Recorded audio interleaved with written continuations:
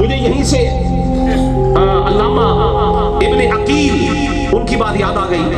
ان سے کسی آدمی نے پوچھا, محدث ابن عقیل ہے, کسی نے پوچھا کہ یہ جو کعبہ شریف ہے بیت العتیق, یہ افضل ہے یا وہ حضور کا حجرہ افضل ہے جہاں حضور آرام فرما رہے ہیں؟ محدث ابن عقیل نے کہا کہ اگر تو تیرا سوال مجرد کعبے کے بارے میں ہے, فقط کعبے کے بارے میں, فقط حجرے کے بارے میں, مجرد حجرہ رسول کے بارے میں کہ اس میں حضور نہ ہو, تو پھر سن لے, پھر تو کعبہ افضل ہے. لیکن اگر تو حجرے کی بات کرتا ہے اور صاحب حجرہ کی بات بھی کرتا ہے تو پھر کعبہ کیا رہ گیا, پھر تو عرش بھی نیچے ہے, پھر یہ حجرہ اوپر ہے. جس جگہ مصطفیٰ آرام فرما رہے ہیں, جہاں وجود محمد عربی لگ رہا ہے, وہ زمین تو عرش سے بھی افضل ہے. کیوں؟ اٹھائے نشر الدین اشرف تھانوی کی, اس میں لکھا ہوا ہے کہ اللہ نے محمد مصطفیٰ کے نور کو سب سے پہلے بنایا, پھر اس نور کے حصے کیے اور ان حصص میں سے ایک سے قلم پیدا کیا, لوح کو پیدا کیا, عرش کو پیدا کیا. ان کے نور کے صدقے تو عرش بنا ہے. کہا اگر حجرے میں مصطفیٰ کو رکھو تو پھر ساری کائنات ایک طرف ہے, مصطفیٰ ایک طرف ہے. اور سنن دارمی کی مجھے روایت یاد آ گئی, حضرت ابو ذر غفاری حضور کے صحابی ہے. 142 والے حضرات ذرا آپ بھی ذرا 142 کی سپیڈ پہ آئی جائیں. اگر آپ کو اور کوئی بات نہیں سمجھ آتی, اردو مشکل ہو گئی ہے, تو نام مصطفیٰ تو کسی زبان میں بھی لے لیا جائے, سنیوں کو بڑا مزہ آتا ہے, بڑا سرور آتا ہے. اور یہ وہ نام ہے جو کوئی کام بگڑنے بھی نہیں دیتا, اور ہمارا تو ویسے بھی ہر کام بنا بنایا ہے, بگڑا ہوا تو ہے ہی نہیں. لہذا سبحان اللہ, آپ سبحان اللہ کہیں گے تو پھر مجھے سمجھ آئے گی کہ آپ جاگ کے سن رہے ہیں. حضرت ابو ذر غفاری دارمی شریف کے اندر موجود ہے. انہوں نے آ کے عرض کیا, یا رسول اللہ کیف استیقنت انک نبی, اس دنیا میں آپ کو کب یہ تیقن رہا تشریف آوری کے بعد کہ آپ اللہ کے نبی ہیں؟ حضور نے فرمایا کنت فی وادی بطحاء مکہ, میں مکے کی کسی وادی میں تھا. اتانی ملکان, میرے پاس دو فرشتے آئے. علق اولہم بین السماء والارض, ان میں سے ایک فرشتہ زمین اور آسمان کے درمیان معلق ہو گیا. ونزل الاخر, اور دوسرا زمین پہ اتر آیا. فقال الاول للآخر, پہلے نے دوسرے سے کہا ذرا دیکھو تو صحیح, اہو اہو, کیا یہ وہی ہے؟ پہلے نے جو معلق تھا اس نے زمین پہ اترنے والے سے کہا ان کو دیکھو کیا یہ وہی ہے؟ اس نے دیکھا, کہا لگتے تو وہی ہے. تو اس نے کہا زنہو, ان کا وزن کرو پہلے, زنہو برجل, ایک آدمی ترازو لو, پلڑے, ایک پلڑے میں ایک آدمی کو رکھو, ایک طرف مصطفیٰ کو رکھو. تو حضور فرماتے فوزنت برجل, میرا ایک آدمی سے وزن کیا گیا. فرمایا رجحتہ, جب پلڑوں کو اٹھایا گیا میں اس پر بھاری تھا, وہ ہلکا. اس فرشتے نے کہا زنہو بعشرہ, اب ان کا 10 بندوں سے وزن کرو. حضور فرماتے ایک پلڑے میں 10 رکھے گئے, ایک طرف مجھے رکھا گیا تنہا.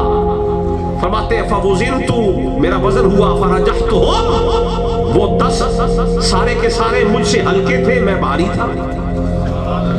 پھر اس نے کہا زنہو بمئۃ, اب ان کا وزن ذرا 100 بندوں سے کرو. تو حضور فرماتے فوزنت بمئۃ, میرا وزن 100 بندوں سے کیا گیا. فرجحتہ, فرمایا میں 100 بندوں پر بھی بھاری تھا. پھر اس نے کہا زنہو بألف, اب ایک پلڑے میں رکھو 1000 اور ایک طرف رکھو سرکار. اور پھر وزن ہے درکار, وزن کیا.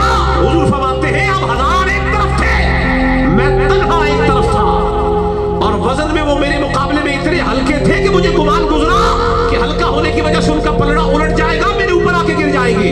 میں ہی بھاری نکلا.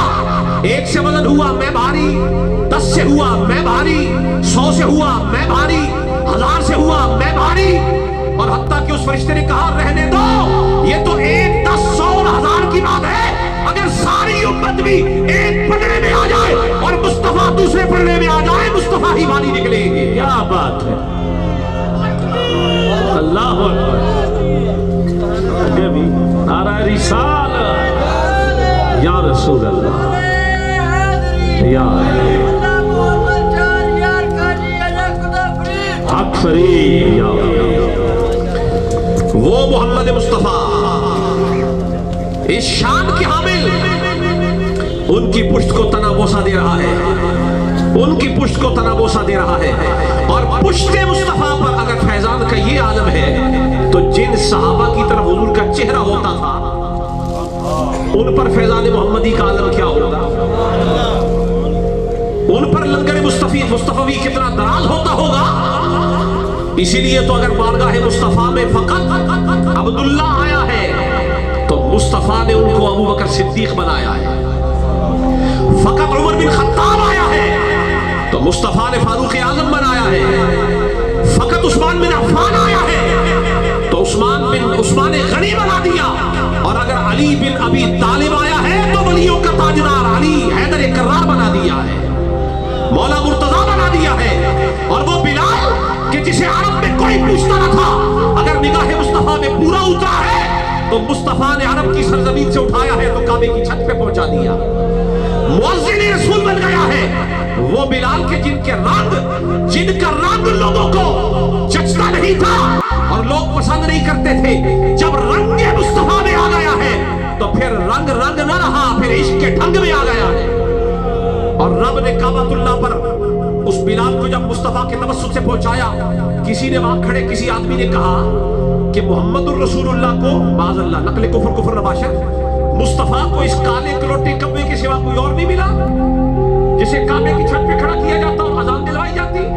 इधर वो बात कर रहा था, उधर जिब्रील अमीन अल्लाह का पैगाम लेके हुजूर की बारगाह में आए और जिब्रील ने आके कहा इन्ना अक्रमकुम इंदल्लाहि अत्काकुम, मुस्तफा आपका रब फरमा रहा है, ये तो उस रंग को देख कर कह रहा है कि इसके सिवा कोई नहीं मिला। रब फरमा रहा है इस रंग की वजह से हम किसी को पसंद नहीं करते, जो बिलाल तुम्हें पसंद नहीं आ रहा हमारे नजदीक तो वो तकवा के आला मायार पे फाइज है मुस्तफा की गुलामी में आकर। तो ये बता रहा हूं जहां हुजूर की पुश्त लगे वहां फैजान इतना बट रहा है, और जहां हुजूर की नजरें जमी हुई हो, जिन पर हुजूर की नजरें जम जाए, हम भी तो इसीलिए आए हैं ना, शायद आज नजर इधर भी हो जाए, यही मुतालबा है। वो जिनकी नजर दो आलम पे पड़े तो मौत भी हयात में बदल जाए, अदम भी वजूद में हो जाए। अगर उनकी नजर हमारे कल्ब की तरफ आ जाए तो ईमान से मामूर हो जाए, मुअत्तर व मुअम्बर हो जाए, मुनव्वर हो जाए वो मुस्तफा। अब मैं आपको लंबी चौड़ी बात बताने की बजाय एक अजीम शान हदीस बताऊं, लेकिन शर्त यह है कि बताऊंगा तो फिर आप याद भी रखेंगे, और याद भी रखेंगे और अगर आपको पसंद आए तो सुभान अल्लाह कहने में कंजूसी भी नहीं करेंगे।